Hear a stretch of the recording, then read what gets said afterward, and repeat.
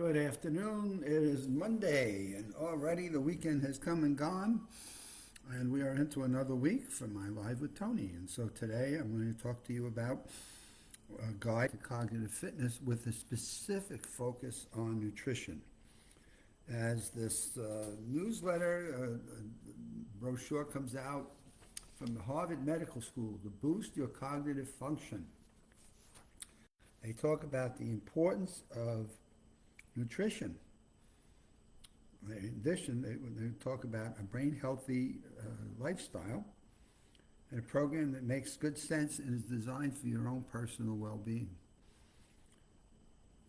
Some of the things they talk in here are things we've talked about over and over again: exercising, getting sleep, challenging your brain, nurturing social contact, managing your stress. All the elements that are in the online course that we have underneath the USA Memory Championship. 6 key factors for long-term mental health. But today I want to focus in on the nutritional aspects. So as you look at the science that continues to come out and talk about nutrition actions, what do you do for nutrition? The messages about nutrition action delivers a respected authority, says the New York Times. The nation's most respected nutrition accuracy group is based on clear science, so says the Boston Globe. So off they go. They've got all their support for science in nutrition. And I just wanted to take you through a little bit about what they are telling us we should be eating. Excuse me. So here's the superstars. This is what they define as the superstars. Sweet potatoes. It's a superstar. Its sweets are loaded with carotenoids and are a source of potassium and fiber. Well, I know potassium we get, bananas. I know we can get carotene in any of the orange vegetables and fruits. And fiber is what helps us with our digestive system. So my goodness, if you're eating sweet potatoes, you get a triple hit. And sweet potato wedges with some olive oil are highly terrific for you. So now you're getting olive oil in that as well. How about mangoes? I am not a mango person. I'm not eating mangoes. I may have to go try them now, but a cup of mangoes supplies 2/3 of vitamin C and 10% of a day's vitamin A. And also potassium and fiber, and so we're back to fiber and potassium. But bananas, a lot of people I know are eating a banana a day, and bananas are the largest selling fruit, so I guess there's a reason, bananas, but you can get that through mangoes now. Now this is a tough one for me. The third one they recommend is plain Greek yogurt. Fat-free, unsweetened yogurt has a tartness that is a perfect foil for the sweetness of berries, bananas, or a favorite whole grain fruit. It's strained so it's thick and creamy, which is all okay. I've tried the fat-free zero yogurt, and I just can't stay with it. It's not something that I take, enjoy, and then want to eat a day after a day after a day after. So I get a low sugar fat. I get the low-fat yogurts, and minimum, of sugar in it. And so those are the yogurts. But eating plain yogurt would be in their top superstars for better health, which then ties into what? Mental fitness, cognitive well-being. How about number 4? We've joked about this. We hear it all the time. Broccoli is loaded with vitamin C, carotenes, vitamin K. Broccoli has got a lot. We eat that here probably 2 days a week. Again, I'm not a crazy broccoli person, but I do eat it, and it's pretty good when it's cooked right.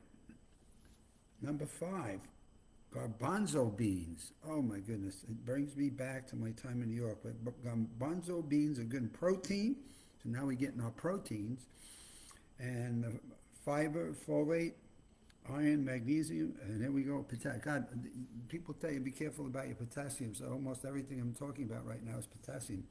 But I always remember of an Italian restaurant On Friday nights, they put olive oil and a certain spice on it and serve garbanzo beans as an appetizer. And by golly, I would eat a whole big dish of these things. They were so good. And now I see it as one of the top 10 superfoods. I may have to start looking for a can of garbanzo beans and put that into my nightly salad, which are the greens I'm trying to get with a proper dose of olive oil or dressing on it, which brings me to number 6 now. And so I am focused on my greens for every day, and that's all leafy greens. Don't miss out on kale, spinach. Love spinach. I can eat spinach every night. Never has a problem with that. Mustard greens and Swiss chard. So we go to a farmer's market every week, and they've got a whole string of kale. They do have Swiss chard, spinach, mustard greens, and we pick up at least 2 or 3 of those from the farmer's market every week. So leafy greens is clearly a priority on my nutritional habits. How about salmon, number 7? Super. Again, these are the superstars. Salmon. Fatty fish like salmon has the omega-3s, which we're finding is more and more helps reduce the risk of heart attacks and strokes. And what we know is anything that's impactful to the heart is what? Impactful to the brain because of the oxygen that's going through the bloodstream. So salmon, another one of the 10 superfoods. How about number 8? Can anybody pick up watermelon? Boy, my God, watermelon used to be like you get a whole watermelon for $4 or $5, and now it's like 89 cents a pound. But watermelon's a great heavyweight. You bet it's heavy in weight, but it's also one of the superfoods. Why? Because it has 10% of the day's vitamin A, vitamin C, and we're getting potassium again. We may be overdoing potassium with all these different foods, and it's a healthy dose of lycopene. And you only get 80 calories in eating 2 cups of watermelon. I love watermelon. I love the sweetness of it. I love the juice and the taste of it.